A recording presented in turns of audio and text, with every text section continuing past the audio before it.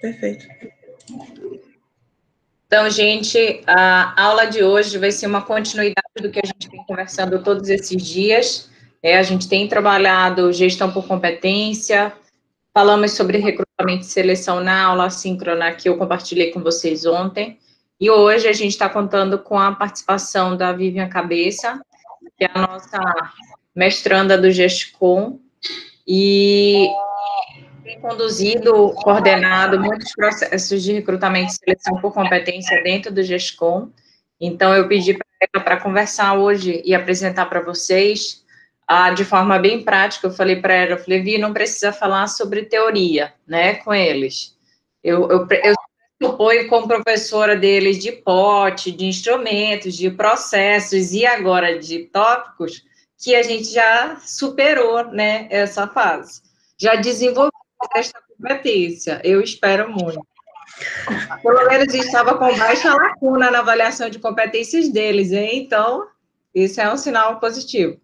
Então, Vi, já agradeço desde já, tá? De compartilhar a experiência, mostrar para eles a nossa experiência mesmo dentro do GESCO, dentro de recrutamento e seleção por competência.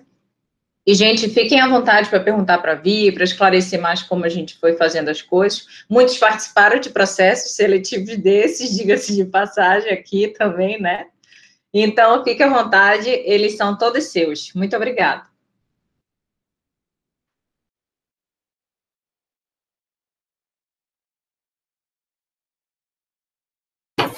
Vi, você tá congelada. Mas travou num bom sorriso. Não acredito, depois de toda a minha introdução. Arrasada.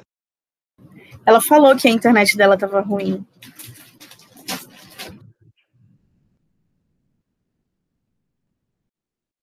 Nossa convidada saiu da reunião. Bora esperar a Vivian voltar, tá, gente? Professora, você fala assim, foi alguma coisa que eu disse? Exatamente. Foi muita pressão.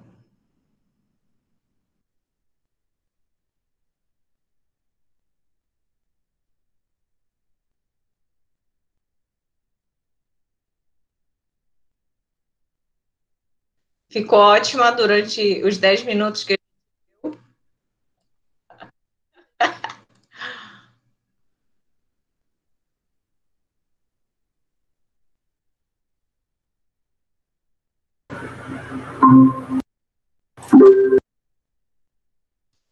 Oi, gente, boa tarde. Igor e Jairo, aqui é a Vivian, que vai participar da nossa aula de hoje. Ela caiu e travou lá e ela tá voltando, tá? A gente tá esperando.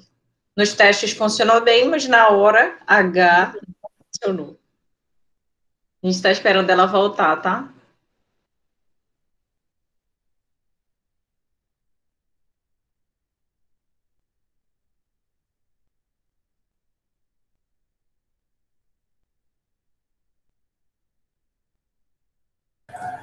Professora, eu estava trocando de dispositivo aqui de som, eu só escutei alguma coisa, caiu, e o resto eu só vi a boca das pessoas se mexendo. Não, eu estava falando que a amiga que vai participar da aula de hoje, a gente fez teste, tudo certo, aí na hora de começar ela caiu, aí a gente estava esperando. E aí, Vi, mas você foi uma excelente começo. Os meninos disseram, Camila, eu tirei foto e já te mandei. Acho que foi alguma coisa que eu disse, foi O teste funcionou bem, mas na hora H... Vê aí, Vi, se dá certo. Por enquanto tá dando. Vocês estão vendo minha apresentação? Já sim. Sim. Camila, enquanto eu estava fora, tu conseguiu me apresentar, explicar tudo? Tu perdeste tudo isso. Eu estava falando há 1000 anos sem a Vi. Então, vamos lá. Quer se apresentar? Porque eu já falei para eles. Então não preciso. Eu formada em psicologia, trabalho com a Camila no GESCOM vai fazer mais 5 anos agora. E atualmente estou fazendo mestrado e, como ela falou, já coordenei, planejei, junto com todos os estagiários do GESCOM, vários processos seletivos.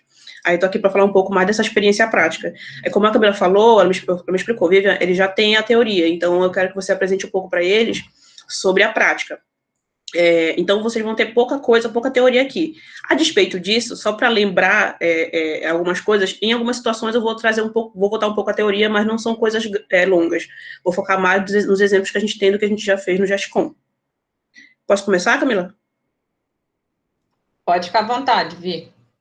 Beleza, então vamos lá, gente. Então, boa tarde. Eu sei que agora é a hora do sono, assim como eu acho que vocês, se eu não estivesse aqui agora, eu estaria dormindo, mas vamos lá, vou tentar fazer uma coisa bem prática.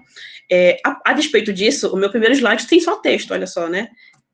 Mas é só para a gente lembrar um pouco do que a gente está falando aqui, dessa parte inicial. Eu prometo para vocês que isso aqui não é o padrão de toda a apresentação, tá? Esse é o tanto de texto. Mas vamos lá. Antes da gente fazer no GESCOM qualquer processo seletivo, a gente faz o que a gente chama de análise de cargo. Você já deve ter ouvido a Camila falar disso várias vezes, em todas as disciplinas que vocês já tiveram com ela. O objetivo dessa análise de cargo, como o Gusso traz aqui nessa primeira citação, é identificar as funções e as atividades que são necessárias naquela vaga que está em aberto, né? Assim como identificar as atividades e as funções e as competências necessárias para realizar aquelas atividades e funções. Gente, só uma coisa, eu me esqueci. Se vocês quiserem fazer alguma pergunta, podem abrir o áudio aí e me perguntar, ou então, se vocês quiserem mandar pelo chat, eu vou pedir para a Camila me ajudar e ler as perguntas para mim, porque na apresentação eu não consigo ver. Mas não se preocupe em me interromper no meio da apresentação, tá?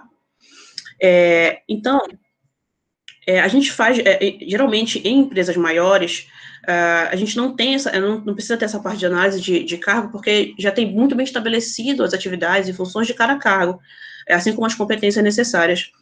Mas, por exemplo, pode acontecer de mudar essas atividades e funções. Por exemplo, no GESCOM, a gente tem atividades que a gente faz desde que eu entrei lá, coisas que eu faço desde a época que eu entrei até hoje eu faço isso, como, por exemplo, o relatório de final de mapeamento de competências, que, inclusive, a Câmara estava corrigindo recentemente.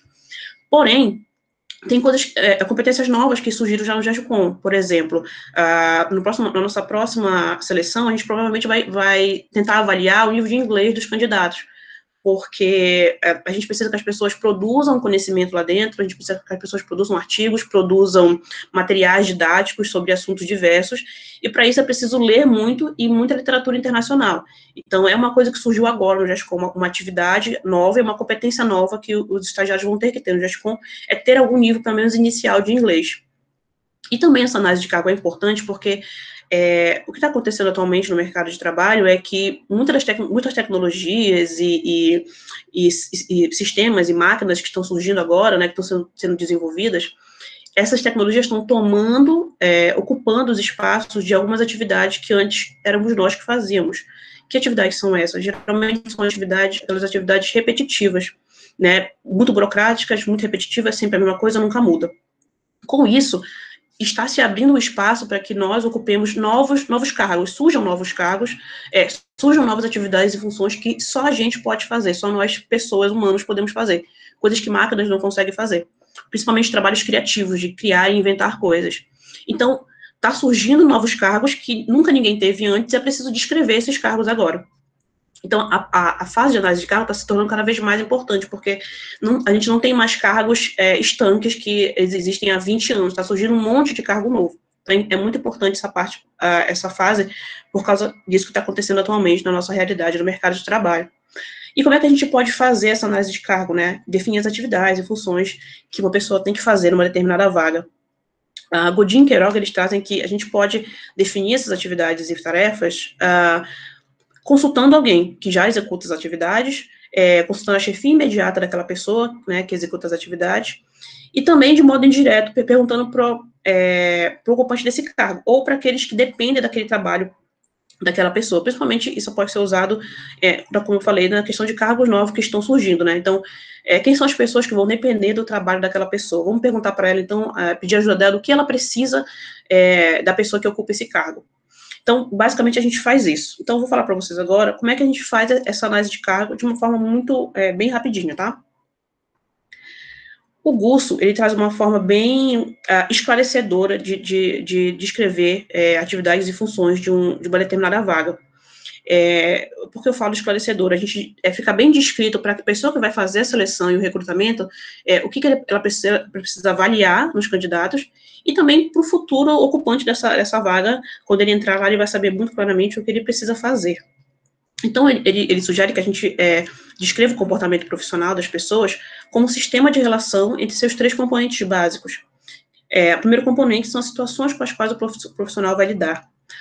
O segundo componente são as ações ou atividades que o profissional precisa apresentar diante daquelas situações. O terceiro componente são os resultados, produtos ou consequências produzidos por aquele profissional. É assim que a gente vai descrever as atividades que a pessoa vai fazer. Um exemplo disso, essa situação descrita aqui embaixo é da competência escrever relatório. Isso, exatamente. Então, como é que a gente descreve a situação que a pessoa vai passar para que ela desempenhe a competência? A situação é a seguinte: a situação que a pessoa vai ter é o fim do projeto de mapeamento. Quando a gente tem um projeto de mapeamento, a gente faz todas as fases, no final do projeto a gente precisa produzir um relatório, onde a gente vai contar como foi feito todo o projeto, todo o histórico do projeto, e a metodologia utilizada para fazer essa situação. Qual é a ação que a gente espera da pessoa que ocupa uma vaga no GESCOM e esteja diante dessa situação? Ela vai ter que escrever um relatório utilizando a ferramenta de edição de texto. No GESCOM a gente usa o Word, mas em outros lugares pode usar, por exemplo, o LibreOffice, ou até mesmo o Google Docs, né, que fica já na nuvem. Muita gente está preferindo usar o Google Docs, até para trabalhos em cooperação, né, eu estou fazendo aqui e outra pessoa está ao mesmo tempo fazendo também o relatório. Então, no GESCOM a gente precisa que a pessoa escreva o relatório utilizando a ferramenta de edição de texto.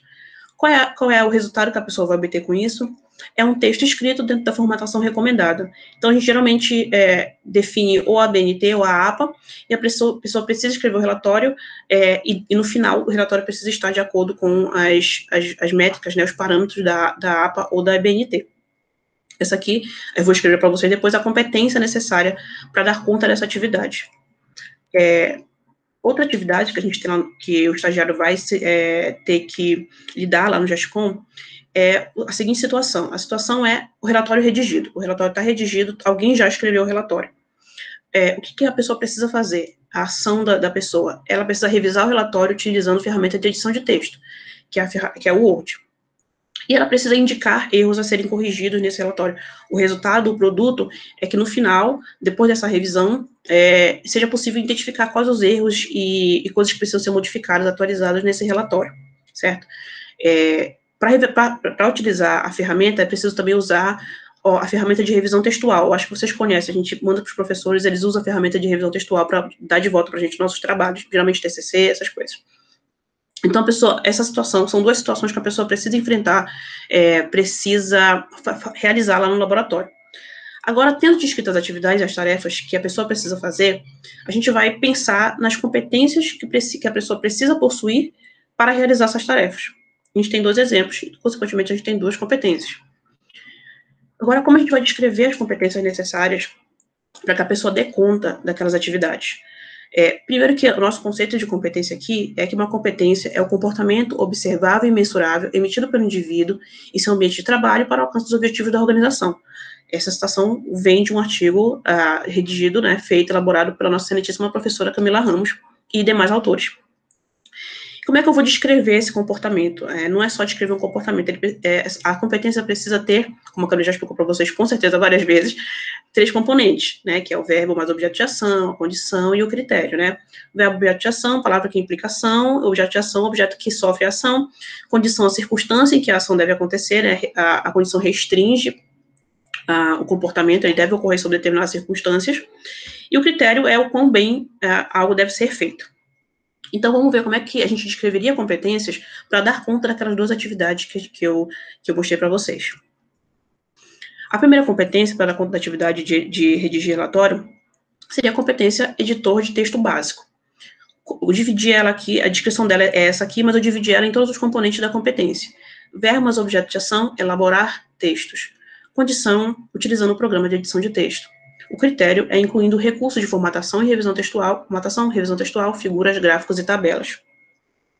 É assim que a gente descreve uma competência e fica claro para a pessoa o que ela precisa saber fazer, o que ela precisa ser capaz de fazer para dar conta daquela atividade que a gente já descreveu anteriormente. A segunda competência, então, para dar conta da segunda atividade, né, de revisar relatório, é a análise de documentos. O verbo objeto de ação, analisar diferentes tipos de processos e documentos, condição, utilizando ferramenta de edição de texto, no caso, a nossa ferramenta utilizada é o Word, né, se for o LibreOffice é uma coisa completamente diferente, e o critério é identificando e reportando falhas. Eu preciso que a pessoa seja capaz de indicar falhas a serem corrigidas, para que seja, utilizando a ferramenta de revisão textual, para que quando a pessoa que for corrigir os erros, possa identificar rapidamente e realizar as condições. Por que é importante colocar aqui, utilizando ferramenta de edição de texto, utilizando ferramenta de revisão textual? Porque uma pessoa pode simplesmente imprimir o relatório e fazer marcações com caneta, com marca-texto, com uma caneta vermelha e tal. Isso é uma forma de revisar um relatório, com certeza. No entanto, a pessoa no GestConsul vai ser considerada competente se ela for capaz de fazer isso usando a ferramenta de edição de texto e as suas ferramentas de revisão textual, né, que é fazer comentários, alterar texto, né, que fica aparecendo, fica claro lá o que foi alterado, o que foi apagado. Então, no GestConsul, a pessoa só seria competente se ela fizesse a revisão, análise do documento, utilizando as ferramentas do Word, certo?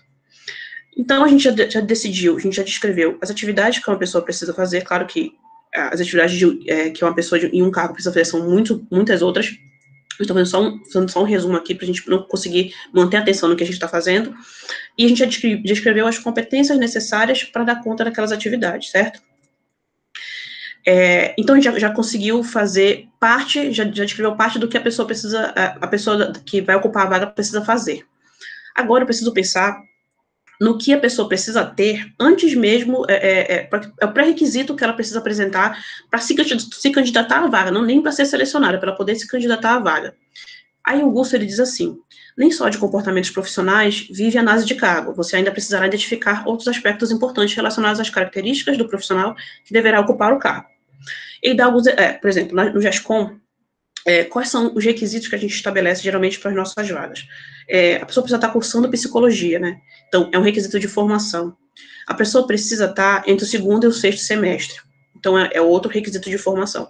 E a pessoa precisa ter, por exemplo, disponibilidade para viajar, né? Que é o requisito de disponibilidade. Ou seja, só para poder participar do processo seletivo, ela precisa já vir com essas características, tá? Aí agora a gente vai, tendo isso definido, a gente vai para a parte de recrutamento, né, que é a atração de candidatos.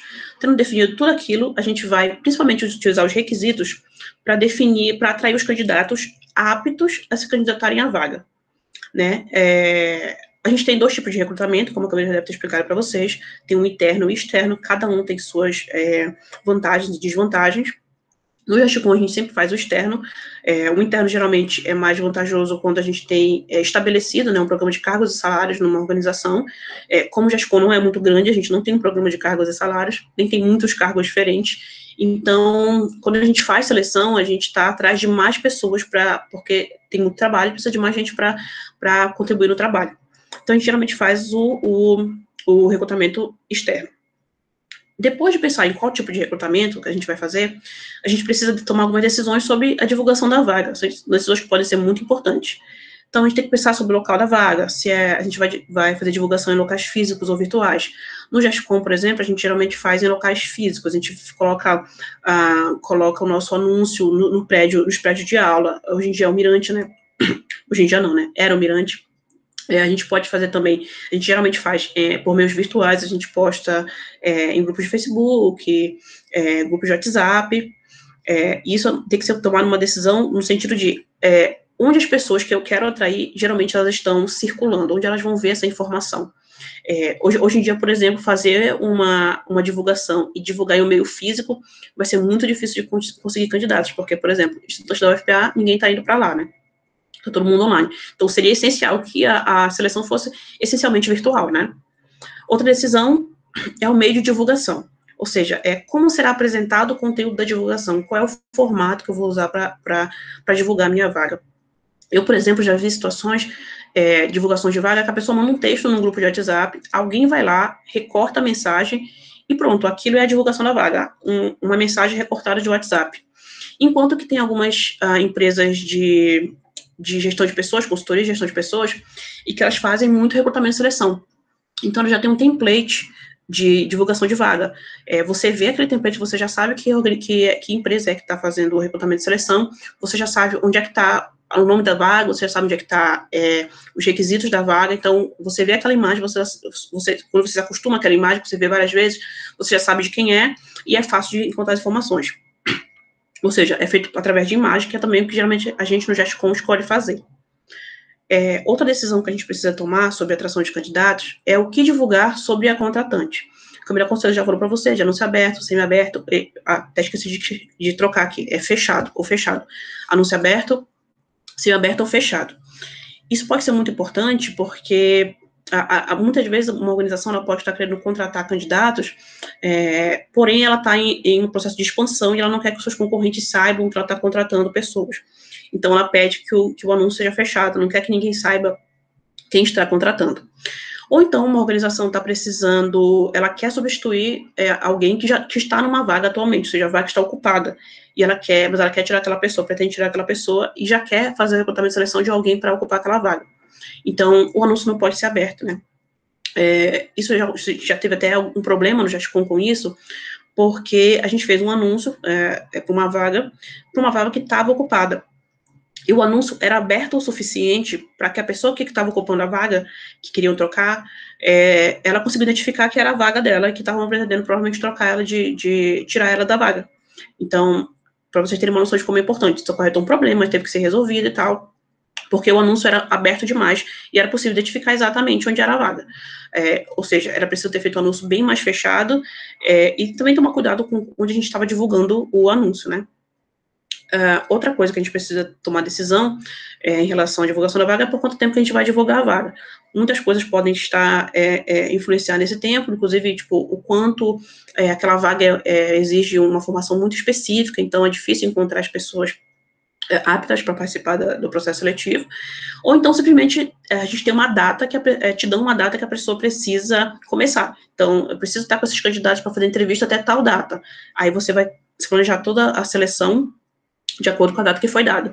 No GestCom, geralmente é assim, a gente tem uma data que é definida de quando o processo precisa terminar, e a gente vai planejando tudo de acordo com a data que foi nos dada, inclusive a fase de divulgação. Então, como é que a gente faz no GestCom? Como eu estava explicando, a nossa divulgação a gente coloca no blog de informação dos prédios de aula, redes sociais dos atuais estagiários do laboratório, a gente publica no grupo de estudantes do Facebook, grupo de Facebook com estudantes da UFPA, a gente publica também no grupo de Facebook com estudantes do curso de psicologia, a gente divulga no WhatsApp, hoje em dia muita informação que eu tenho é pelo WhatsApp, inclusive de vagas de emprego, e a gente também divulga no site da UFPA. Se vocês forem no site oficial da UFPA, vocês abaixam um pouquinho a tela, tem uma parte de vagas lá, então a gente publica lá. A gente, na verdade, não sabe quantas pessoas vão lá para verificar isso, mas a gente publica lá também, né, porque afinal, os servidores vivem lá, então eles podem até, inclusive, divulgar também. Então, são essas maneiras que a gente usa para divulgar. Hoje em dia, se a gente fosse fazer um processo seletivo, a gente não divulgaria, por exemplo, em prédios de aula, e talvez nem em grupos de Facebook. Provavelmente a gente investiria em WhatsApp, né, mesmo conexão, alunos enviando para alunos, e provavelmente Instagram também. Então, a gente decidiu tudo sobre a vaga, é assim que a gente faz no GestCom. Esse aqui é um exemplo da nossa divulgação. A gente coloca bem grande vaga de estágio, né, porque como a gente está tentando atrair alunos, ele precisa saber que aquela vaga é para ele, né, profissionais não podem ocupar vagas de estágio. Embaixo a gente coloca qual é a área, né, para ficar bem claro qual é a área de estágio. E aqui embaixo a gente coloca aqueles requisitos que eu falei anteriormente, né, ser aluno de psicologia da UFPA, estar cursando entre o primeiro e o sexto semestre, ter disponibilidade para estagiar de segunda a sexta-feira no período da tarde. Então, são coisas que a pessoa precisa ter já, mesmo antes de participar da seleção. Aqui embaixo, a gente colocou assim, enviar currículo histórico para a seleção por GestCom, com título tal, e a data até do final, né, da divulgação do recrutamento. E uma coisa que é importante, que a gente percebe na nossa experiência no GestCom, é que é muito importante pensar bem em todas as palavras que a gente vai colocar, que a gente escreve aqui na nossa divulgação, porque pode gerar confusão. Essa divulgação específica, por exemplo, gerou uma confusão em relação à palavra histórico. Muitas pessoas, como era a partir do primeiro semestre, muitas pessoas acabaram enviando histórico escolar, e quando, na verdade, a gente queria o histórico acadêmico. Depois disso, a gente começou a prestar bastante atenção em tudo em cada palavra, começou a consultar todas as pessoas para ver o que você entende disso, o que você entende de colocar isso aqui assim, dessa forma, porque para gerar o menos trabalho possível, né? Porque quanto mais candidatos enviam para a gente histórico escolar, mas a gente vai ter que entrar em contato, pedir, por favor, nos envie histórico acadêmico e tal. E isso é pro GESCOM, né? Então, são poucas pessoas, entre aspas, né, que se candidatam. Imagina para uma organização gigantesca que vive fazendo recrutamento e seleção e que recebe muitos candidatos.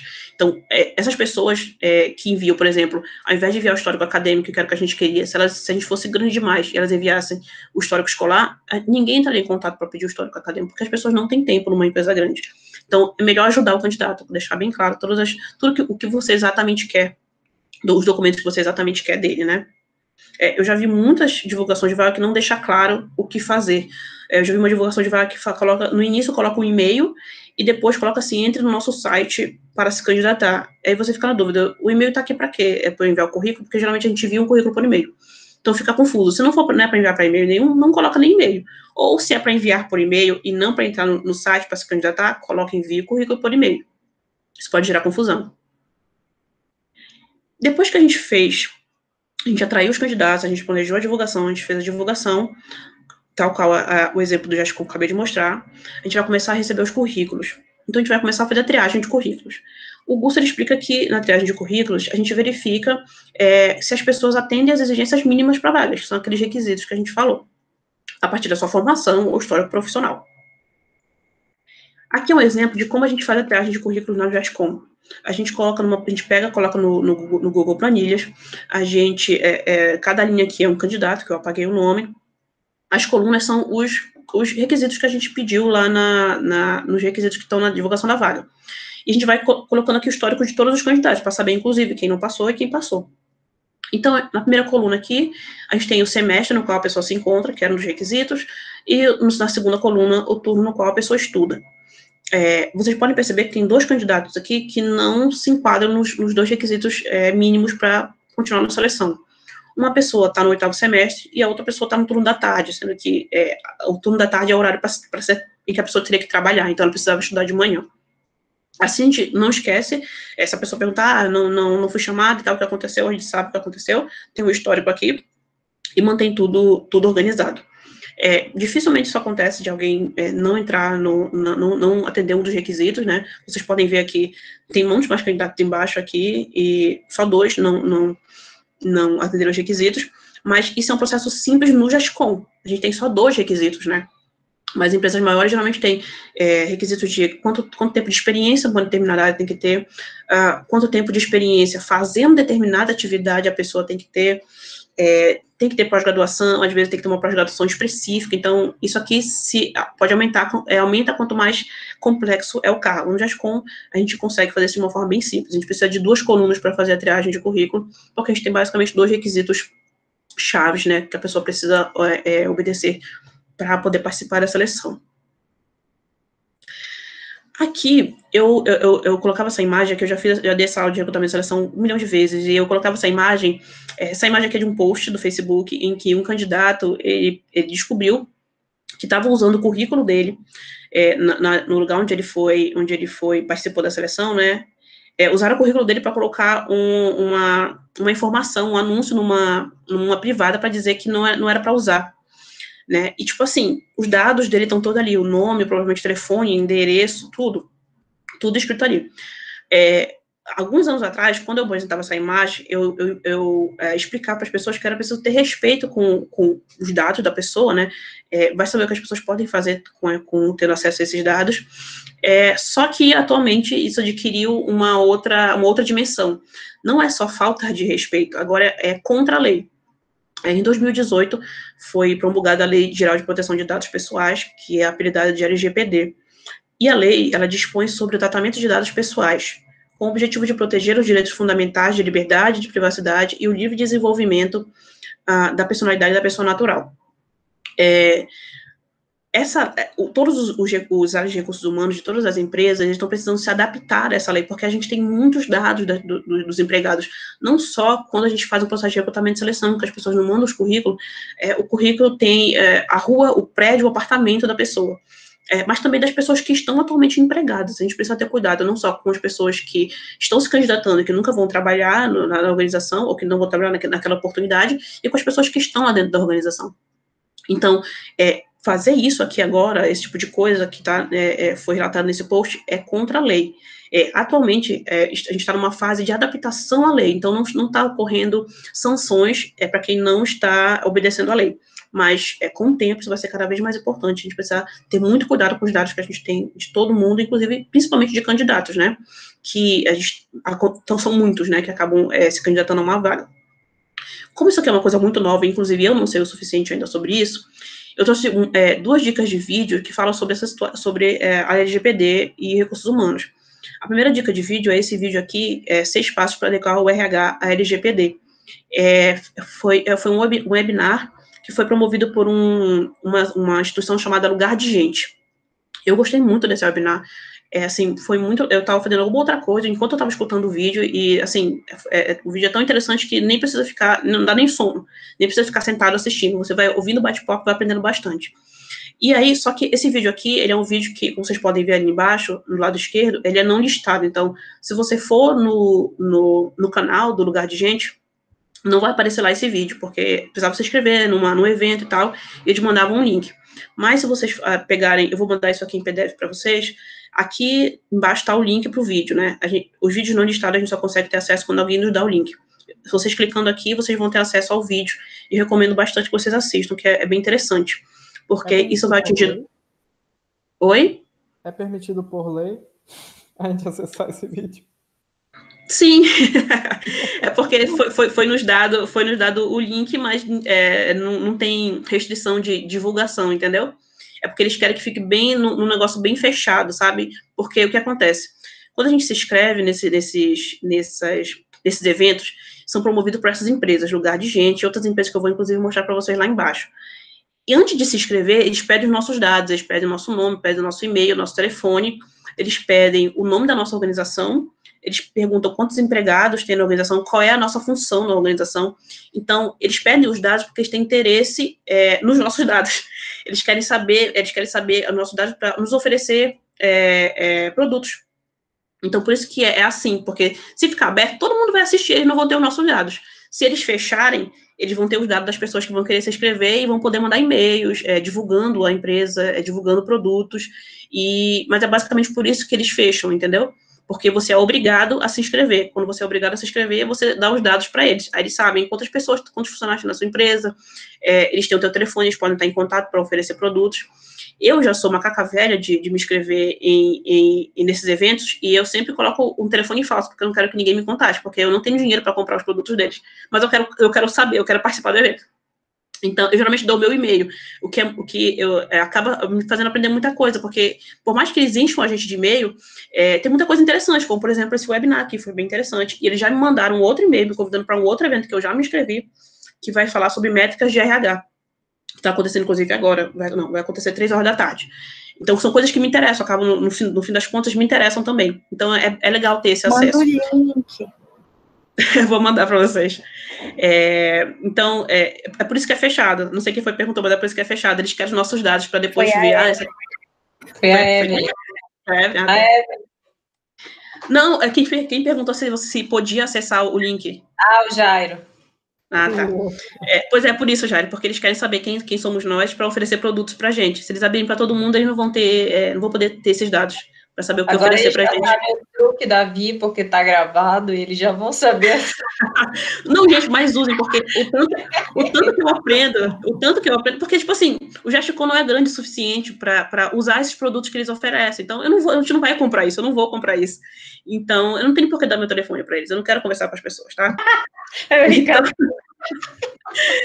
mas é uma grande fonte de conhecimento. Eles me mandam, me tormentam com e-mail, muito e-mail, enche minha caixa de e-mail, mas eu não peço para desassinar, né, para não me mandarem mais e-mail, porque eu aprendo muita coisa. Eu tenho acesso a vários eventos que acabam sendo interessantíssimos. Então, eu aprendo muita coisa, como esse aqui.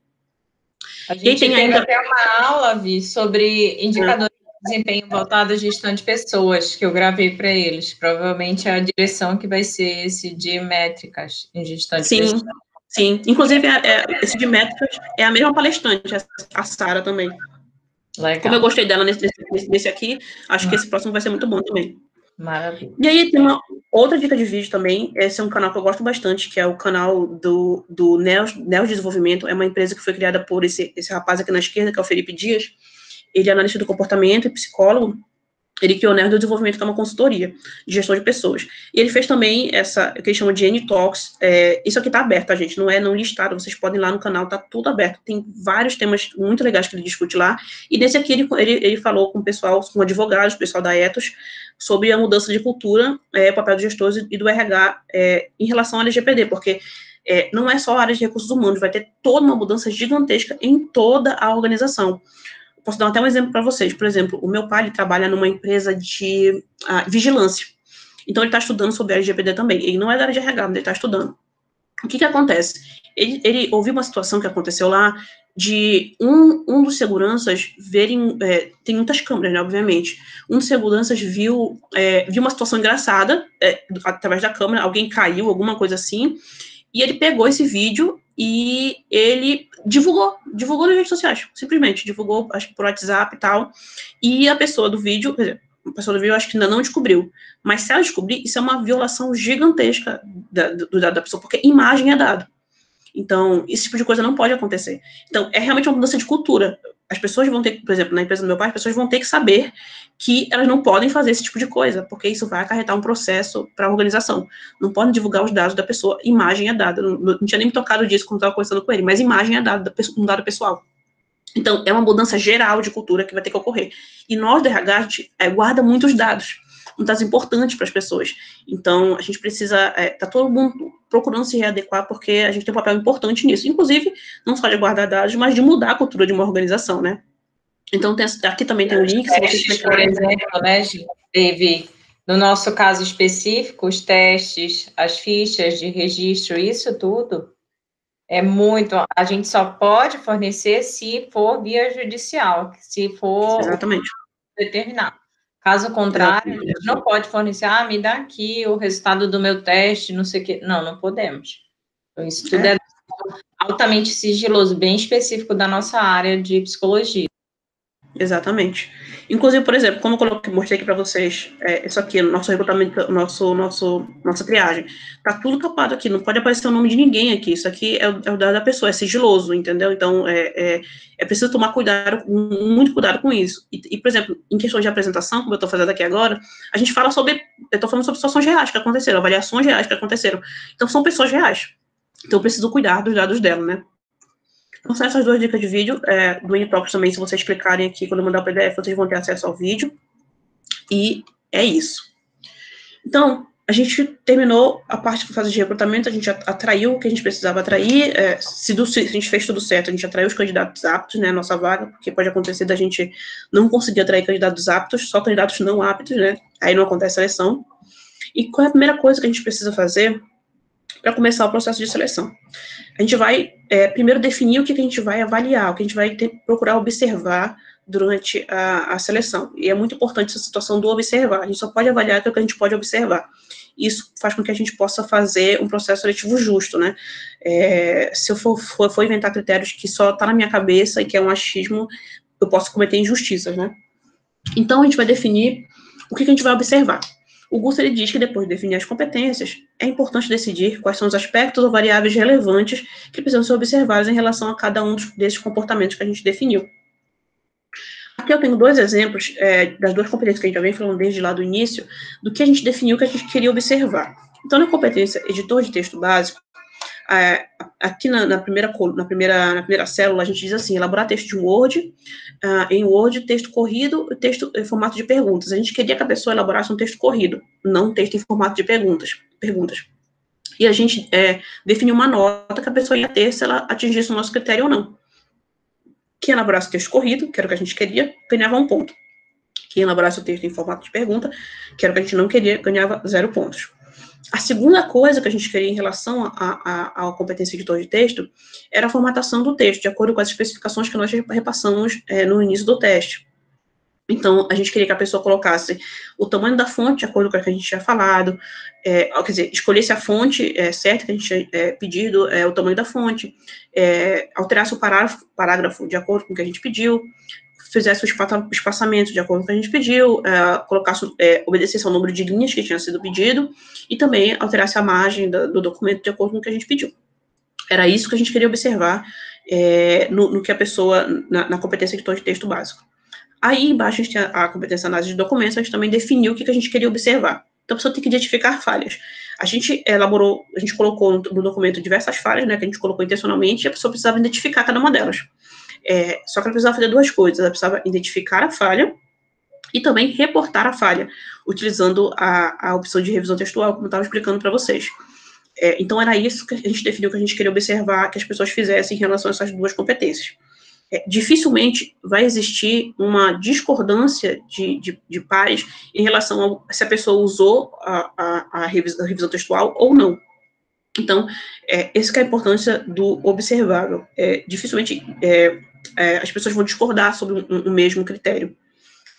E a gente faz um processo seletivo mais justo. E deixa eu interromper um pouquinho, só para reforçar essa parte, que, por exemplo, aqui a gente define essas os comportamentos que serão avaliados e observados, a depender da importância deles enquanto pré-requisito para ocupar a vaga, tá? Então, imagina que no GESCOM, assim, qualquer outro laboratório, provavelmente de pesquisa, você não saber manusear, não saber escrever direito, não saber manusear o pacote Office, ou não saber, por exemplo, reportar essas revisões textuais e tudo mais, para a gente é um impacto muito grande. A mesma coisa Excel, por exemplo. Então, para a gente, esse tipo de competência é pré-requisito, assim, né, essencial para ocupar o cargo. Então, nem tem chance de uma pessoa que não domina esse tipo de ferramenta utilizar. Então, por isso a decisão também de colocar para ser avaliado durante o processo seletivo, porque é uma experiência. Se eu consigo avaliar, de fato, porque uma coisa é dizer, eu tenho informática básica, todo mundo não põe lá no final do currículo informática básica? Todo mundo. Mas entre você ter lá informática básica e você, de fato, saber manusear essas ferramentas é outra história, né? A diferença entre falar a respeito de determinada coisa e fazer determinada coisa. Então, aqui a gente parte para o avaliar o fazer. Então, por isso que a gente elenca esse tipo de competência a ser avaliada dentro do processo seletivo, né, Vi? Exatamente. E também, por exemplo, dependendo do lugar onde a pessoa vai trabalhar, ela pode não precisar de todos esses requisitos que a gente definiu aqui. Ela pode, se ela souber só abrir o Word, digitar e colocar lá justificado e recuo de tantos centímetros na primeira linha, já está sussa, ela já sabe o suficiente para ocupar a vaga. Mas no GESCOM ela precisa um pouco mais do que isso. Então a gente definiu exatamente o que a gente precisava que essa pessoa soubesse. E aí fomos lá e fomos avaliar isso. Então, aqui nós definimos o que a gente quer observar, o que vai ser avaliado. Agora, a gente precisa selecionar ou desenvolver instrumentos e procedimentos de avaliação. Como é que a gente vai avaliar aquilo que a gente quer observar? Selecionar, geralmente acontece quando a gente está falando de encargos que precisa, por exemplo, de teste psicológico. É preciso selecionar qual teste psicológico mais adequado para determinada vaga. No GESCOM, a gente não tem nada muito complexo, então a gente nós mesmos desenvolvemos instrumentos de avaliação e o procedimento de avaliação. Geralmente, a cada seleção que a gente muda muita coisa, porque a gente aprende novas coisas, a gente fica melhor no que a gente faz, a gente aprende a escrever melhor, a gente aprende uma forma melhor de fazer determinada coisa, e a gente sempre vai mudando. E também a gente tem novas necessidades, como eu expliquei para vocês, da questão do inglês. Agora a gente vai precisar avaliar inglês, a gente vai precisar pensar numa forma de avaliar inglês, no procedimento de avaliação. Aí o Gusto explica que a gente esses procedimentos eles devem possibilitar a observação e a coleta de dados acerca das variáveis importantes dos comportamentos e das características que são pertinentes ao processo de seleção. Então, quais são geralmente os procedimentos, os instrumentos que a gente usa lá no GESCOM para fazer um processo seletivo? O primeiro deles, e essencial, que a gente nunca abre mão, é um teste situacional, que tem vários nomes, pode chamar de teste prático, de teste de exemplo de trabalho. Atualmente tem uma situação que o pessoal chama de case, que a pessoa precisa resolver alguma coisa que é parecido com o que ela vai, tipo de problema que ela vai resolver no mês de trabalho, quando ela estiver trabalhando, né, ocupar a vaga. Então, a gente faz testes situacionais. A gente, procura pedir para a pessoa fazer uma coisa que é muito parecida com o que a gente vai pedir que ela faça se ela ocupar a vaga no final da seleção. Então, esse aqui é um print da nossa orientação no dia do teste situacional. A gente dá todas as orientações do que a gente quer que a pessoa faça. Aí aqui a gente colocou as orientações, usar o editor de Microsoft Word, né, editor de texto. O texto que a pessoa ia escrever precisava ter um mínimo de 8 linhas, a fonte tinha que ser Times New Roman, o tamanho da letra do tamanho 12, espaçamento entre linhas, recuo de 1,5 cm na primeira linha, alinhamento de texto justificado, e os procedimentos que ela ia ter que fazer para a gente ter acesso ao teste que ela fez, e o tempo de teste. Então, a gente definiu para ela, mostrou para ela tudo que a gente queria. Lembra que a gente lá definiu o que a gente ia avaliar? A gente está mostrando aqui para a pessoa claramente tudo que ela precisa fazer, que é o que a gente vai observar depois. Então, esses são os testes situacionais. Esse aqui é só um exemplo de teste situacional. A gente, aqui nesse mesmo grupo de slides, tem as orientações para o teste de Excel e para o teste de PowerPoint, se eu não me engano, a gente teve nesse ano. Então, a gente faz o teste situacional para que a pessoa tenha um exemplo do que é trabalhar no GESCOM e a gente consiga avaliar se ela tem os mínimos requisitos para conseguir fazer a atividade que ela vai ter que fazer se ela ocupar a vaga. Outra coisa que a gente faz muito no GESCOM é a dinâmica de grupo. Aqui eu trouxe um exemplo de uma ficha de avaliação que a gente faz de dinâmica de grupo. Essa seleção aqui não foi para o GESCOM, foi para uma outra situação que a gente fez, que a gente colocou, a gente precisou descrever competências muito de relacionamento interpessoal, então foi bem desafiador fazer essa seleção. Mas a gente sempre tenta descrever tudo de uma forma muito observável e para que a gente possa ranquear os candidatos e poder dar notas. Então, por exemplo, aqui a gente tem o início, a ficha de avaliação, né, o avaliador, o período, as notas que cada um dos avaliadores teria que dar, né, aqui é importante uma coisa, quando a gente faz uma avaliação de dinâmica de grupo, a gente sempre coloca 2 pessoas para avaliar o mesmo grupo de pessoas. Por quê? Quanto mais pessoas avaliando, mais a gente vai ter uma nota, uma avaliação mais verídica, né, porque não vai estar sobre a avaliação só de uma pessoa, né? Pode ter diversos viés cognitivos na cabeça de uma pessoa, então a gente sempre tenta fazer com mais de um observador. Então, essas notas aqui é o que guiava, né, insuficiente, irregular, bom, excelente, é o que guiava os 2 avaliadores daquela pessoa. Aí aqui embaixo tem o nome do candidato, e aqui do lado a gente tem as competências e os comportamentos que a gente tinha definido que queríamos observar. Então, a gente tinha a competência de assertividade. Aí a gente decidiu que a gente queria observar o que seria 2 indicadores de assertividade. Um dos indicadores é expressar ideias e argumentos sem agressividade ou passividade, e na fala e na postura corporal. O outro indicador era demonstrar calma e tolerância diante de ideias divergentes, evitando discussões. Isso aqui, eu confesso para vocês que se eu fosse fazer isso hoje, escrever essa atividade hoje, eu provavelmente ia refazer tudo isso, como eu falei. A gente faz o melhor que a gente pode e depois a gente aprende muito mais coisas e adquire muito mais conhecimento, lê muito mais coisas e a gente vai melhorando. Então, eu, por exemplo, descrevi isso aqui tudo diferente, procurei descrever outros indicadores, mas esses aqui foram os que a gente definiu, principalmente por causa do tipo de trabalho para qual essa vaga, que essa vaga requeria, né, por exemplo. Outra competência que a gente tinha que avaliar era a competência de extroversão. Isso aqui foi bem interessante, porque foi uma coisa que foi requerida pela empresa, onde a vaga estava aberta, eram vagas, mais de uma vaga, precisava de pessoas extrovertidas. As pessoas precisavam ser extrovertidas para lidar com aquele trabalho que ela ia ter que fazer. Aí a gente vai ter que descrever sinais observáveis de extroversão e vai ter que avaliar isso. Então, a gente tem que fazer da forma mais justa possível e mais observável possível. Então, foram essas as descrições que a gente chegou naquela época. Um sinal de extroversão específico para o trabalho que a pessoa ia fazer, né? Porque, por exemplo, para um vendedor, talvez esses indicadores aqui não se adequariam, mas para o trabalho, para a vaga que estava em aberta, a gente decidiu não apresentar constrangimento, postura corporal acanhada, tom de voz inadequado, tipo, muito baixo, recusa em participar, tipo, eu não quero fazer esse teste, eu não consigo fazer, eu tô com vergonha. Então, não apresentar constrangimento ao realizar a tarefa. Outro indicador que a gente pensou, que seria o sinal de extroversão, né, seria o tempo de latência para começar a tarefa. Então, uma pessoa mais tímida, ela vai demorar um pouco mais de tempo para começar a fazer a atividade que foi demandada, né. Já uma pessoa mais extrovertida, ela vai se meter lá, mesmo sem planejamento, ela vai dar um jeito, vai dar uma enrolada. Então, a gente definiu isso como sinais da competência e extroversão.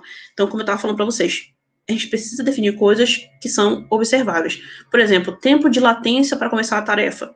Se eu estou com o relógio aqui, é difícil a gente, duas pessoas discordarem que demorou 2 minutos para a pessoa começar a fazer a tarefa, demorou 10 minutos para a pessoa começar a fazer a tarefa. Não tem como discutir sobre isso.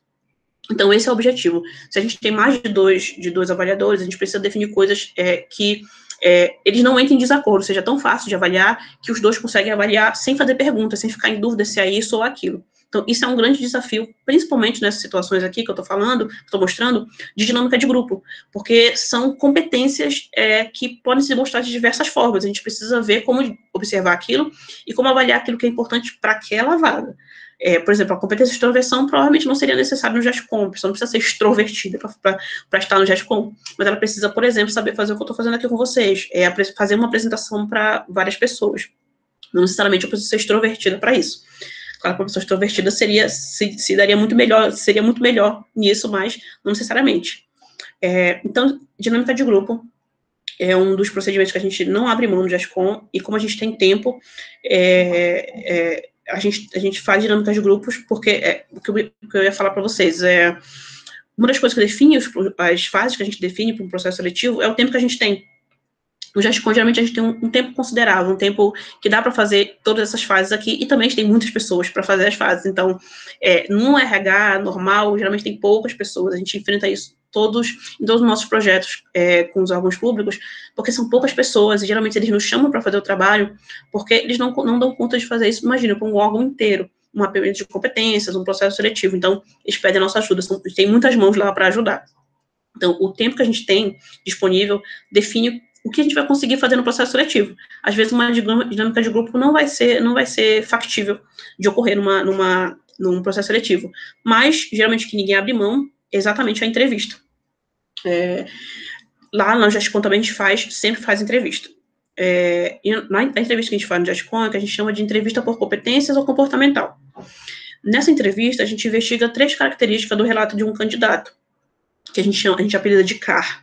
A gente investiga o contexto em que o comportamento que o candidato está falando para a gente ocorreu, a gente pesquisa, a gente quer investigar o comportamento que a pessoa teve, a gente quer saber qual foi o comportamento, e a gente quer saber qual foi o resultado desse comportamento, se ele resultou em alguma coisa boa, se a pessoa se comportar e ela não obtiver sucesso no que ela estava querendo fazer, então o comportamento meio não funcionou, né? A pessoa não é competente no que a gente está investigando.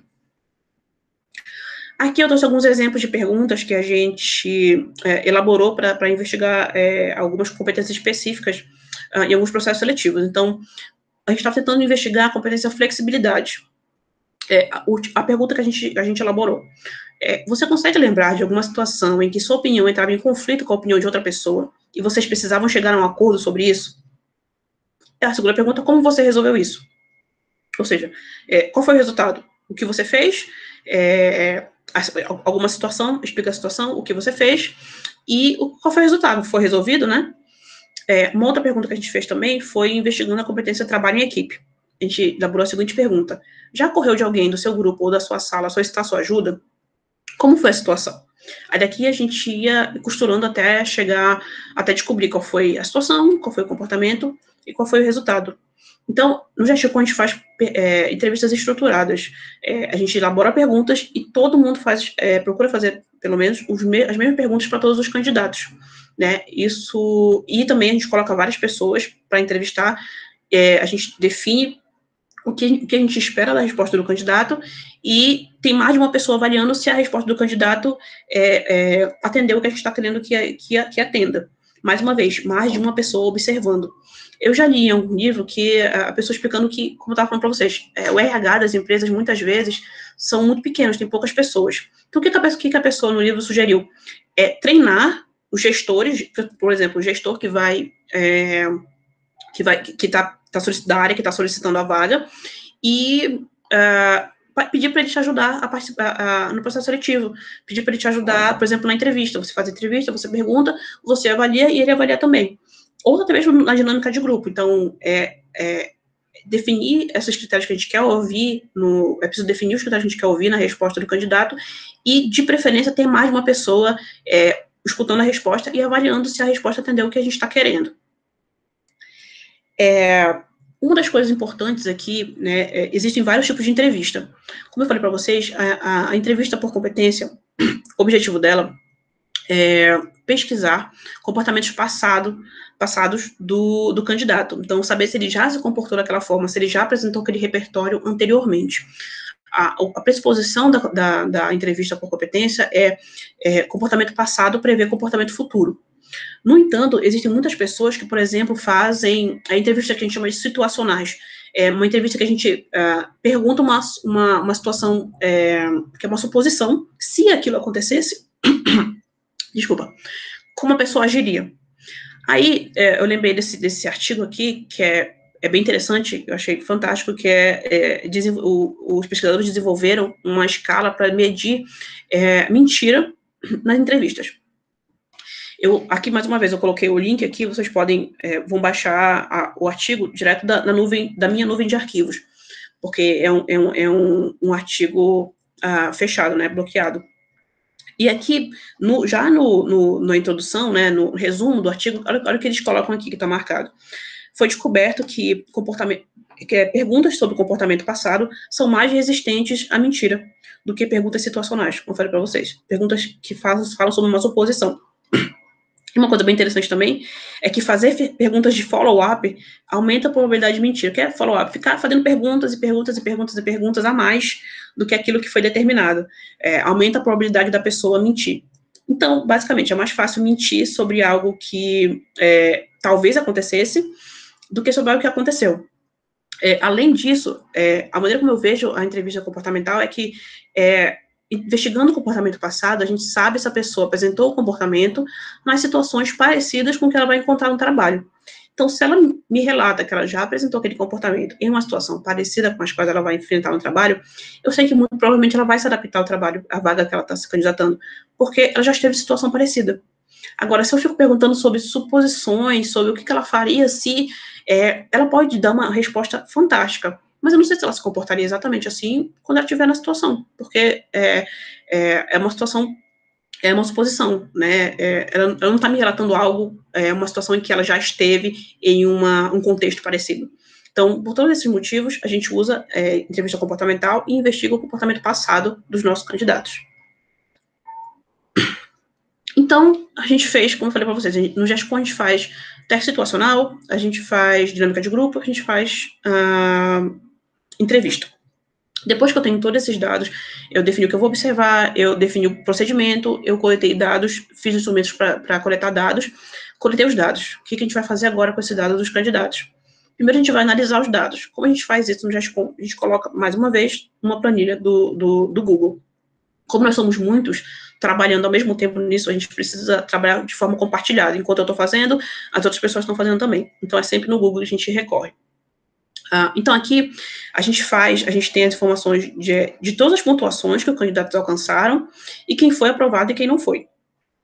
E assim a gente vai poder hierarquizar os candidatos. Geralmente não tem uma hierarquia. Quem passou, a gente escolhe a gente define quem passou e as pessoas vão para a entrevista. Então, a gente percebe que a gente tem aqui números para falar de tudo que foi feito durante a seleção. É muito importante a gente ter esse tipo de dado objetivo, não subjetivo, porque, como eu falei para vocês, é uma forma de ser justo com o candidato e é uma boa forma de explicar para ele quando ele não alcança os critérios que foram solicitados. Então, por exemplo, aqui, Godin e Queiroga, eles apresentam um exemplo de um feedback que poderia ser dado ao candidato numa situação em que a gente fez um processo seletivo e a gente tem critérios bem objetivos e notas que a gente deu para esses critérios, né? Para que a gente atingisse esses critérios. Então, eles dão esse exemplo de um feedback para um candidato. Eu até escrevi flexibilidade errado aqui. Então, o que eles propõem, o Godin e Queiroga? A competência, pelo jeito, era flexibilidade situacional, aí eles colocam, a pontuação do candidato foi 5, a pontuação máxima foi 25. Então, eles dão nota para todos os comportamentos que deveriam ser observados. Aí o feedback que eles dão para o candidato. A proposta apresentada oralmente pelo candidato não estava relacionada à situação apresentada no vídeo, o que está em consonância com o diagnóstico escrito, folha de registro de resposta do candidato, permitindo inferir que o candidato não obteve êxito no ajustamento da situação do vídeo a seu domínio de conhecimento, aspecto central dessa habilidade. Então, fazendo um processo seletivo objetivo e dando notas para tudo que a gente quer observar, a gente consegue explicar claramente para o candidato porque ele não atingiu os requisitos que a gente estava solicitando. O que pode ser muito importante, principalmente para dar feedback. Hoje em dia, existe uma cultura muito de dar feedback para as pessoas que participaram do seu processo de recrutamento e seleção. E é muito mais fácil dar o feedback quando você fala, olha só, você obteve tal nota, teve, por exemplo, na competência de editor de texto. A gente esperava isso, isso, isso e isso. Para cada isso, isso e isso, a gente tinha, a pessoa ganhava 1 ponto. Você obteve tantos pontos, ou seja, não alcançando o mínimo de pontuação. Fica muito mais fácil de dar o feedback, muito mais fácil da pessoa compreender porque ela não atingiu o objetivo daquela seleção. Depois que a gente fez todo o processo seletivo, a gente fez a hierarquização, definiu quem passou, quem não passou, a gente vai elaborar um lado psicológico, né, que é de acordo com a resolução do CFP, que é a nova resolução do CFP, né, de junho de 2019. Aqui tem um exemplo do lado que a gente elaborou. A gente vem aqui descrevendo a demanda, o geste conta, precisando de uma vaga, a gente vai, foi feita uma requisição de pessoal, e o processo foi iniciado tal data, foi finalizado tal data. Aqui do lado a gente tem o procedimento, colocando as datas, o início foi da divulgação de vaga foi assim, na divulgação tinha isso e isso, depois teve a triagem de documentos, depois a etapa 1 foi o envio de material institucional para os candidatos, apresentação de estudo do processo de seleção para o interessado, no caso, os coordenadores do GESTCOM. Então, a gente elabora todo esse documento com registro de tudo que foi avaliado dos candidatos. Aí, tendo finalizado tudo isso que a gente tá falando sobre o que eu já fiz, né, que a gente já fez no GESTCOM, eu queria falar um pouco para vocês sobre as tendências atuais no recrutamento e seleção. Tem muita coisa mudando, e muita coisa mudando muito rápido. Uma das coisas mais importantes que está acontecendo no recrutamento e seleção, no processo de recrutamento e seleção, é a automatização de quase todo esse processo de recrutamento e seleção. Por exemplo, tem a empresa Mindsight, que ela é uma empresa que ela oferece, mais uma vez, é uma daquelas empresas que eles oferecem e-books e fazem eventos, e geralmente, como eu falei para vocês, os eventos deles são fechados, são não listados. Por quê? Para se inscrever no evento, eu preciso dar todos os meus dados, o meu e-mail, que eu já tenho várias vezes o meu e-mail lá, não sei porque eles querem de novo, e o meu número, falar do meu, onde é que eu trabalho. Por exemplo, eles me enviaram um e-mail recentemente, que dizia assim, oi, Vivian, tal coisa, no GESTCOM. Ou seja, parece que eles sabem da minha vida, mas eu sei que é porque eu preenchi os dados lá, que eu trabalho no GESTCOM e meu nome é Vivian. E a Mindsight é uma empresa muito interessante, que eles estão, o fundador dela é um rapaz formado em psicologia organizacional lá nos Estados Unidos, e ele quis trazer a automatização, né, a inteligência artificial e análise de dados para o processo de recrutamento e seleção. Então, eles oferecem, por exemplo, o MindMatch, que é uma plataforma de recrutamento e seleção, ou seja, o profissional de recrutamento e seleção de uma empresa, ele nem precisa fazer nem recrutamento e nem a seleção. Ele contrata o Mindsight, oferece algumas informações e a Mindsight faz sozinha. Existe também o processo de gestão de desempenho, que é M360. Eles têm o People Analytics, que é o programa Full Analytics. Então, eles oferecem um tanto de coisa que acabam fazendo ser obsoleto o nosso papel no recrutamento e seleção do profissional. Porém, geralmente, quem tem interesse nesse tipo de solução, né, de recrutamento e seleção, são empresas grandes, né, fazem, por exemplo, eu participei de um processo seletivo recentemente do Santander, processo seletivo de trainee. Eu participei do processo de dinâmica de grupo. Então, é o primeiro processo, a primeira fase, a primeira etapa do processo. No final da dinâmica de grupo, a pessoa que estava coordenando a dinâmica, uma psicóloga, de uma consultoria de recrutamento e seleção, gestão de pessoas, ela falou assim, se inscreveram para o processo de trainee 32 mil pessoas. Para o processo de dinâmica de grupo, foram selecionadas 1.500 pessoas. Não tem como fazer, não tem como brincar de triar e selecionar e recrutar uma pessoa sozinha numa organização fazer esse tipo de seleção. Nem que tiver, sei lá, 20 pessoas, ela vai demorar uma vida inteira fazendo esse processo de recrutamento e seleção. Então, essas soluções, como a Mindsight oferece, são boas para empresas desse tamanho, para seleções desse tamanho. Para empresas menores e tal, que ainda é possível fazer manualmente, esse tipo de coisa ainda não é interessante, né? Porque é muito caro. Uma outra plataforma também que eu conheci recentemente, que também oferece o software que faz recrutamento e seleção, é a Abler. Eu até bati um print da página deles, só que eu não gostei porque não tem o nome deles aqui, diferente da Mindsight. Qualquer lugar que eu vá na página, a Mindsight fica bem aqui. Mas na Abler, some, simplesmente. Vocês só sabem que é a Abler porque eu tô falando para vocês. Eles também oferecem produto de divulgação de vagas e triagem automática. Eu tive a oportunidade de conversar com uma das pessoas que criou essa plataforma aqui, a Abler, e ele falou que é a impressão dele em relação aos profissionais, às empresas, né, que querem contratar esse tipo de solução. Elas querem que o processo de recrutamento e seleção seja todo automatizado, elas não querem ter que fazer nada. Recruta, seleciona, e eu quero a pessoa que tá na minha porta, eu não quero ter que fazer nada. Ele já explicou para mim, para o grupo que eu estava conversando com ele, que ele vê de uma forma diferente, ele vê como um complemento. Eles não só oferecem para o programa de recrutamento, mas ele oferece também um teste de seleção, um teste comportamental. Então, eles dão vários dados para as pessoas das organizações, mas ele vê todos esses dados como complementar. Ele não acha que deve ser todo o processo de recrutamento e seleção automatizado. Ele acha que tem que ter, sim, no final, alguém que vai lá, avalie todo. É como se fosse uma avaliação psicológica, né? É uma avaliação psicológica. Alguém tem que avaliar o cenário, todos os testes da pessoa, não só ver a pessoa como números. Então, ele tem essa ideia bem legal de não tem como automatizar tudo. Isso aqui é só um subsídio ao processo de recrutamento e seleção. A gente não tem como simplesmente fazer tudo e só colocar o cara ou a mulher lá na frente de você e falar, essa aqui, toma, essa pessoa vai ocupar a sua vaga. Então, esses são duas soluções, hoje em dia, que existem para recrutamento e seleção, porque, como está falando, faz com que o processo de recrutamento e seleção à mão, vamos dizer assim, manual, seja cada vez mais obsoleto. Mas em empresas pequenas ainda é uma opção. Outra tendência que eu acho importante falar para vocês do recrutamento e seleção é que está se tornando cada vez mais importante a função de recrutador de profissionais de TI. Por que isso está acontecendo? Essa imagem aqui, que está na tela, vem de do relatório O Futuro do Trabalho. É um relatório produzido pelo Fórum Econômico Mundial. Isso aqui foi produzido esse ano. Esse quadrinho aqui mostra os papéis, né, as posições de trabalho crescendo em demanda. As 3 primeiras são cientista e analista de dados,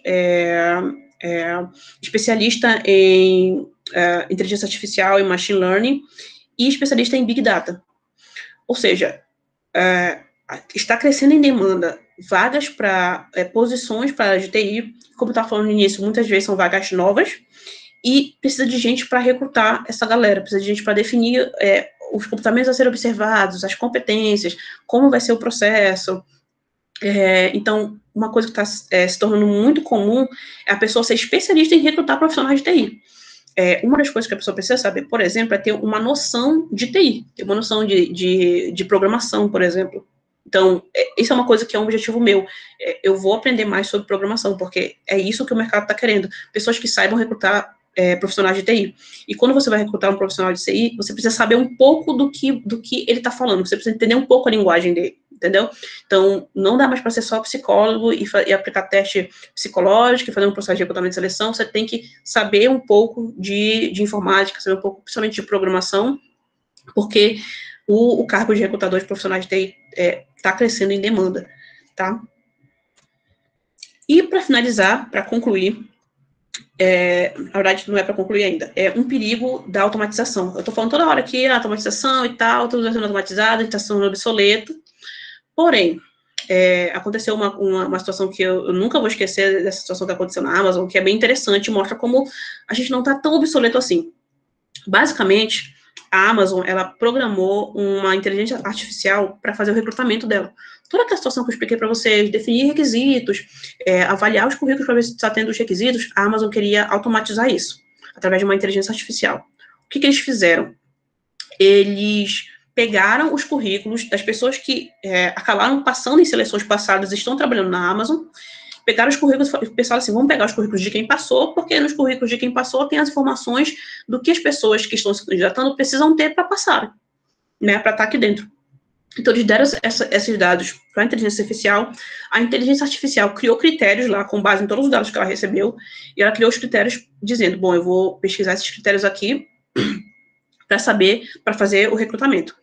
Depois que a Amazon deu os currículos das pessoas que estavam trabalhando lá atualmente, né, foram selecionadas no processo, a Amazon, então, deu para a inteligência artificial currículos de pessoas que estavam se candidatando às vagas. E a inteligência artificial começou a selecionar, fazer todo aquele processo de recrutamento que eu estava explicando para vocês, era a inteligência artificial que estava fazendo.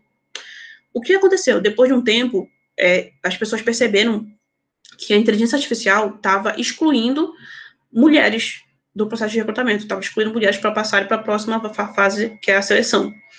E aí eles foram identificar qual era que estava sendo o problema. A maioria das pessoas que tinham sido selecionadas para as vagas eram homens. Então, a inteligência artificial entendeu que para estar na vaga precisava ser homem. E o que a inteligência artificial estava fazendo é o seguinte, toda vez que uma candidata, né, colocava lá, por exemplo, participei de um grupo de estudo sobre alguma coisa de mulheres na tecnologia. A inteligência artificial lia a palavra mulher e excluía a pessoa. Então, o que foi necessário? É necessário nós, seres humanos, pessoas, ir lá e reensinar a inteligência artificial a não cair dos mesmos vieses, né, cognitivos que a gente caía antes, ou seja, a inteligência artificial está fazendo o que muito do mercado de trabalho faz há muito tempo, que é excluir mulheres, principalmente de trabalhos na área de TI. Então, apesar de que está tudo sendo automatizado, tudo muito lindo, tudo muito rápido, ainda precisa ter cuidado, porque a gente precisa, a inteligência artificial não trabalha sozinha. A gente programa ela, a gente precisa ter cuidado com o tipo de coisa que a gente está programando, está informando para ela que ela tem que fazer, né, para recrutar e selecionar os candidatos. Agora sim, por fim, tem essa matéria aqui da revista Behavioral Scientist, que eu gosto muito. O título dela é bem elucidativo, bem objetivo. Fala assim, contratação não é ciência de foguete, porque a estratégia mais entediante é a melhor. Então, recrutamento e seleção não é a coisa mais excitante, divertida e interessante que tem. Então, eles explicam aqui, se vocês clicarem no link aqui, eu deixei o link para vocês acessarem, se vocês forem nessa matéria, eles vão escrever tudo que eu acabei de escrever para vocês aqui. Então, é isso, não tem nada que foi descoberto agora, que é fantasticamente incrível, que a gente vai usar agora para recrutamento e seleção. São coisas que a gente já sabe há muito tempo, e a gente vem aplicando há muito tempo, e a gente tem que continuar aplicando há muito tempo, porque é isso que anda funcionando. Então, pode ser chato, mas é isso, é o que a gente tem, e apesar de que eu nem concordo mais com isso aqui, que, tipo, contratação não é ciência de foguete, porque existe uma psicóloga chamada Marissa Schuffer, que eu descobri que ela estuda trabalho em equipe em astronautas no espaço. Então, o que ela está produzindo vai mudar completamente a maneira como a gente faz, por exemplo, a avaliação de trabalho em equipe de seleções que a gente faz aqui, né? Porque ela precisa estudar como é que eles... como é que as pessoas, o que as pessoas têm que fazer, como é que é a dinâmica de trabalho em equipe no espaço, que é uma coisa que a gente nunca viveu. E ela tá descobrindo coisas muito interessantes que são aplicáveis, inclusive, para a gente que não está no espaço. Então, na verdade, nem é tão assim. Às vezes é uma ciência de foguete, realmente. Pode ser uma ciência de foguete, pode ser bem interessante. Mas, geralmente, não é interessante. É entediante? Mas é isso que a gente tem, é isso que funciona, e é o melhor que a gente tem para fazer em relação ao recrutamento e seleção. E é isso, gente. Se vocês tiverem alguma dúvida, se vocês quiserem alguma referência, se vocês precisarem de alguma ajuda, esse é meu e-mail. Se vocês não gravarem, eu vou mandar para vocês, né, a apresentação, e vocês podem mandar e-mail pedindo alguma coisa. Se vocês tiverem alguma dúvida, podem fazer. Camila também, se quiser complementar com alguma coisa. Muito bem, Vi, arrasou, ficou muito legal. Muito obrigada, muita informação nova, né? Viu? Muito bom mesmo, ficou muito legal. E o fato de disponibilizar, viu, gente? Aproveitem aí, para quem... Ó, Evelyn arrasou, Vi. Gente, obrigada, você tem alguma pergunta para fazer para Vi? Acho que ela, no final das contas, aquela introduzida foi muito importante, né? Para entender de onde a gente vem até onde a gente chega. Diga, Jairo, pode perguntar. Ó, Igor disse, achei incrível, muito bem, Vi. Diga, Jairo. Queria agradecer primeiramente, porque é muito bom sempre, né, aprender mais coisas e comentar que a gente já tinha visto esse assunto em outras matérias com a professora, só que com a tua demonstração, com a tua aula, alguns aspectos mais, eu acho que ficaram mais fáceis de entender por justamente ser uma outra pessoa, uma outra forma de ver o mesmo assunto. Queria agradecer. Uhum. Eu não fiquei com muitas dúvidas. Muito obrigado. Imagina, eu que agradeço, gente.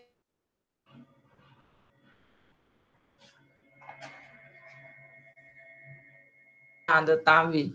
Não, é isso, o Jairo falou, a gente não conseguia entrar nas minúcias, nesses detalhes, mostrar o que a gente avalia de fato, como a gente avalia.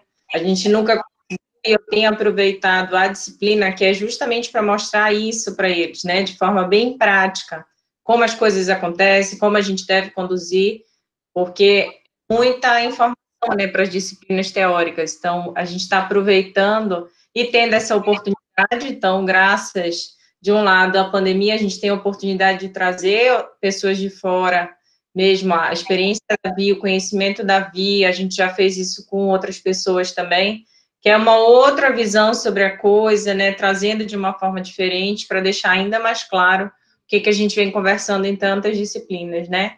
Mas ficou muito legal, Vi, foi muito bom mesmo. Espero que todos tenham gostado. E o quanto a gente consegue fazer, apesar de toda essa questão mesmo, né? Então, até que ponto a tecnologia vai nos auxiliar ou vai nos substituir, né, dentro desse processo todo. Uhum. Eu vejo mais como uma oportunidade de auxiliar mesmo, porque hoje em dia o que está sendo colocado por especialistas que ok, tecnicamente a gente consegue estabelecer avaliações, né, para tornar mais objetivo, mais prático, só que, por outro lado, quais são os principais problemas que as pessoas estão encontrando no mercado de trabalho?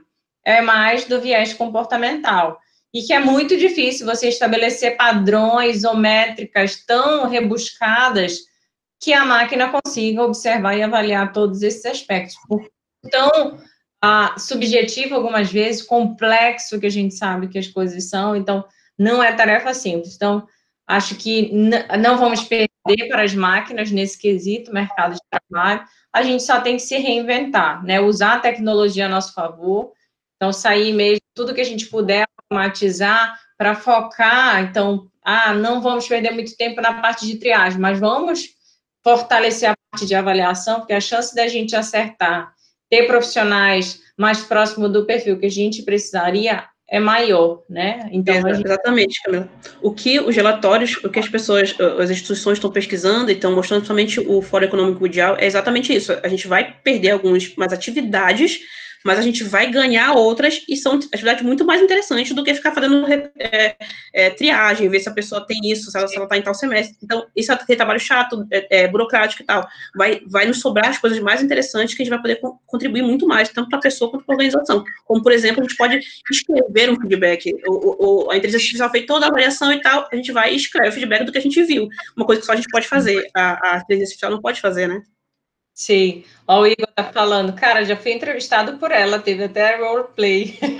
A gente, no GESCOM, a gente é metida besta, a gente não é por ser um laboratório de pesquisa que a gente faz as coisas de qualquer jeito, a gente é muito exigente.